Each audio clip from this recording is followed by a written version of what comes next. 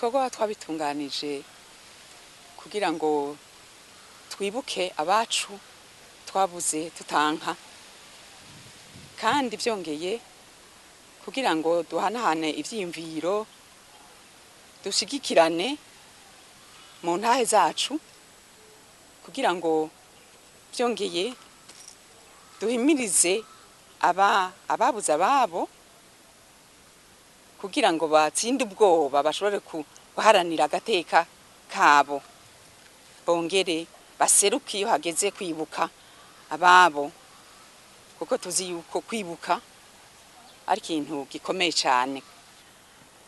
Inyuma y'imisi ibiri turiteze ko abanywanyi ba VODE n'inshuti eka n'abitavye iki kiganiro ko hoba ikintu gishasha bungutse mu byo kwifata, ababuze inyifato bogira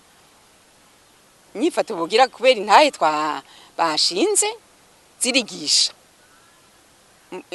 Muri izo ntahe harimwo uko umuntu akwiye kwifata,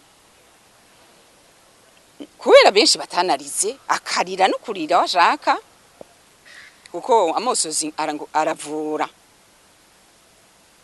Ibyo kuvuga ngo kuzura kaboze oya da, nukuvura ico gikomere nta kugifuka tabanje kukivura. Mwishirahamwe ryacu VODE turaraje bishinga cane n'ibintu biko biraba muri kino gihugu muri iyi minsi, kuko ivyo bintu bishobora kudusubiza mu kajagari twaciyemwe mu myaka myinshi. Arico gituma dusabye leta, kuko niyo ya mbere tegezo gufata ya mbere, n'abarundi bose ko kamo tugateye bwa mbere leta n'abarundi bose guhagarika iyo nzira y'ubwicanyi, ariko bagashira imbere bwa mbere inzira y'ibiganiro kuri bose, kugira ngo ntidusubire kwambara ibara nk'iryo twambaye muri kahise.